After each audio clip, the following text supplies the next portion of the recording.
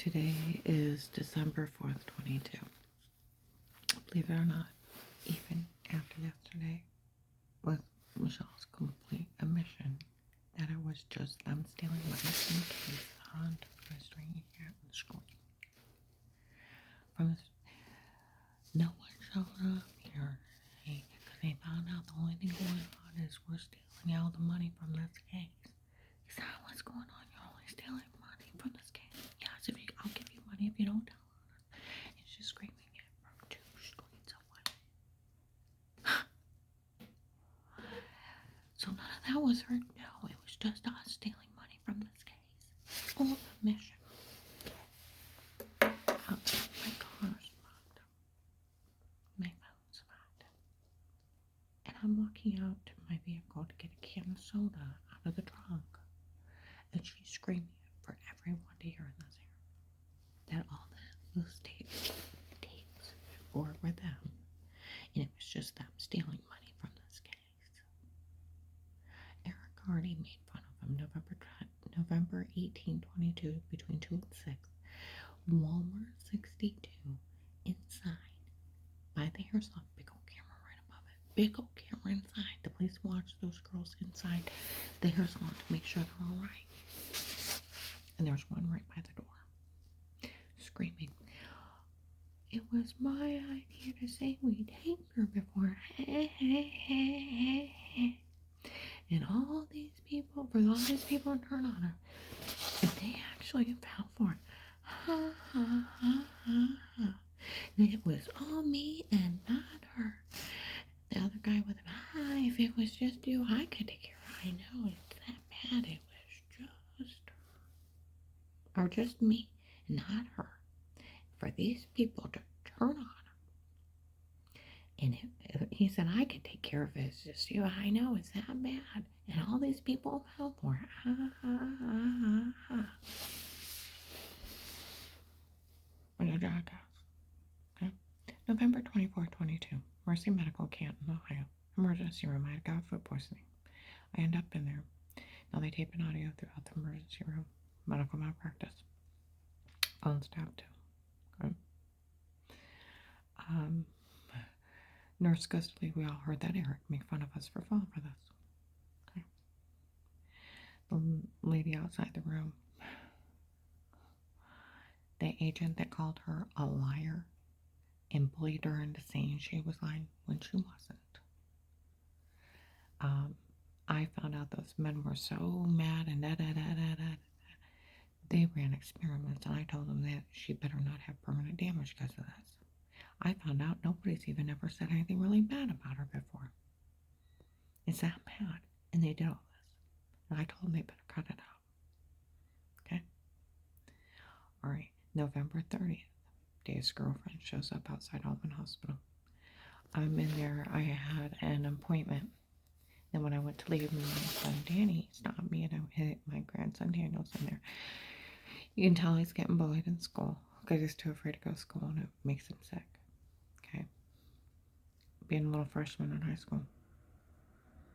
These people don't care who they are. And I'm sitting there talking to him. I go to leave, and Dave's girlfriend follows me. It was my dad sat up in there before, and it didn't matter. I was dating Dave. I thought, shut up, bitch. And that kid is getting bullied out of this. They don't care who they are. Okay? Well, the next day, no, that's November 30th, 22. December 1st, 22. I take my day program to the Stark County Library the Stark County Art Museum on Market Street. We got cameras inside everywhere. Some women walk in. We all heard that girl admit it was her dad doing it to her. And she was dating Dave before. And it does to men. Okay? They came in and yelled inside the museum. All right. So, December 2nd, I'm in Alliance with my day program. The day half that I work with. And we go to Wendy's. They got cameras in there. I sit down with my day hat. 2 guys are at the pop station. Turn around. That's the one that church tried to have killed. He said it is. he said that man's been stealing money from this case from the beginning. They all knew it, and nobody said a word. And that's exactly what's going on. And he said she's never got a dime. He said no, she's had to work for everything. He said, let's go talk about this outside. Michelle's family, that agent that called me back out of his area because Dave met him in the store in Ravenna. They tried to push him on Judge Pete. Judge Pete, retired Judge Pete, friends with Ludacris, involved somehow, some kind of friend or family. But the agent that called me back out of his area, that's Michelle's dad. They used to say it was. It is. Setting people up to go into the informant program so that, because they were already trying to have me killed, so he could embezzle money from the federal government. I'm supposed to get 60 grand a year, 5,000 a month, and also set in witness protection program. They pay for your housing, your living expenses. That means your car, your insurance, your cell phone. They also give you medical insurance. Now, your food, and then you got your income. So he's embezzled over $300,000 from my case alone. I want you to think of that and put it in his dirty pocket. I am probably not his only victim. There are two organized. Now, they could have just took the money and never touched me and just ignored me. But like they told Dave, it's just a real life case of how to get away with murder. March 1st of 15 and 19, illegally bugged house between 8 and 10:30 at night. They sold the protected custody case for $25 a pop to regular people to watch. Okay? So with regular people watching, and all these people know of it, okay? And nobody finds any of this funny when they find out it's just that agent's family embezzling funds from the government. And that's the only thing going on. It's like a whodunit movie. And then when you find out it's just them stealing from the government, it really is so funny.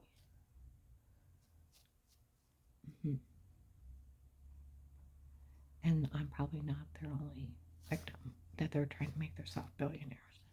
They sold the login for $25 a pop. Faith Family Church has it.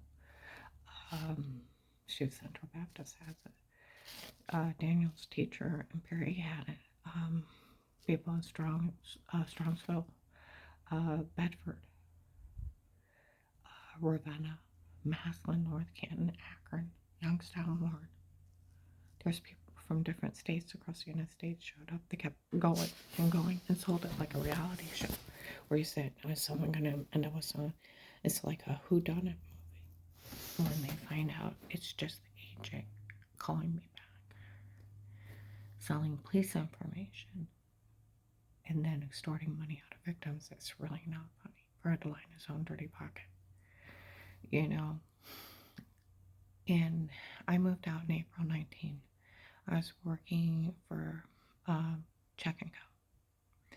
So April, May of 19 I would wake up and men would be attacking me. And I'd go to fight them off in the room and go back. And they would show up at McDonald's, even up in Akron, when I was getting trained. And I'd have black and blue marks on my arms and everything. And they'd mock me and leave. He was human trafficking me, underdogs, to his weird friends.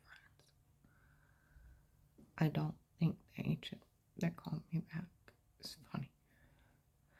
You know, yesterday, because my shoulder got tore up and my ribcage for not answering the phone after I'm scratch shot driving, and they beat the hell out of me in a video in a protective case. I still have trouble with it. The doctor suggested getting a massage therapy. This lady, and she's like my ex. I went through domestic violence too, and she's saying how she had to go on antidepressants. She said it damages your brain. Be having post-traumatic syndrome, and she's like, I can't concentrate, I can't do this, I can't do that because my brain's damaged from post-traumatic syndrome. She said, I was telling her some of the things I went through. I said, I don't take anything. She said, you know, they said there's rare people that can live through stuff like this. And they don't need medication. She said, you must be one of them. So where they made fun of me, where I couldn't think straight while they're raping me, beating me, human trafficking, drugging me, trying to kill me. And then they raped and tortured me and publicly humiliated me, and they made fun of me because I couldn't think straight. It's like living through a concentration camp. They think they're mafia, and they're law.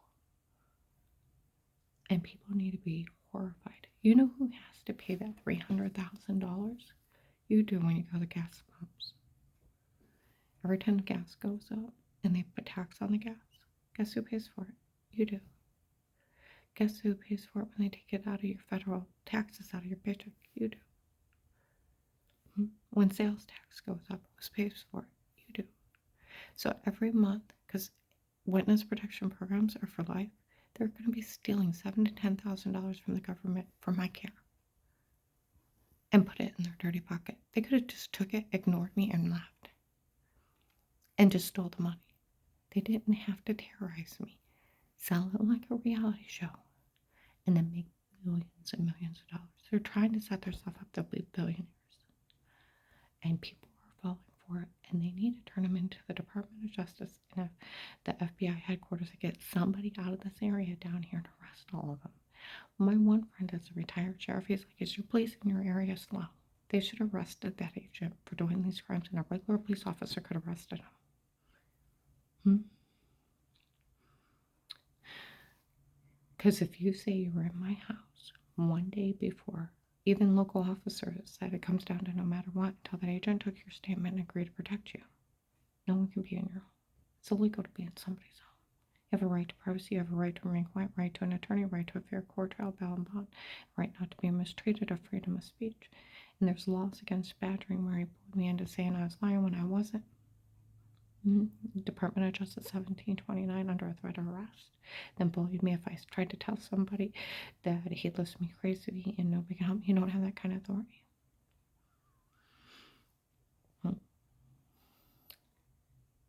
Yeah. People need to be on the Department of Justice complaint form for victims of crimes. And then they need to be on the FBI submitted to get somebody out from the area, because like that one guy said, they all knew that guy was stealing from this case and nobody said a word. And that's exactly what was going on. I'm probably not his only victim. Like I said, they could have just took the money and left. And then just ignored my plea for the money. They did not have to terrorize me under God's green earth.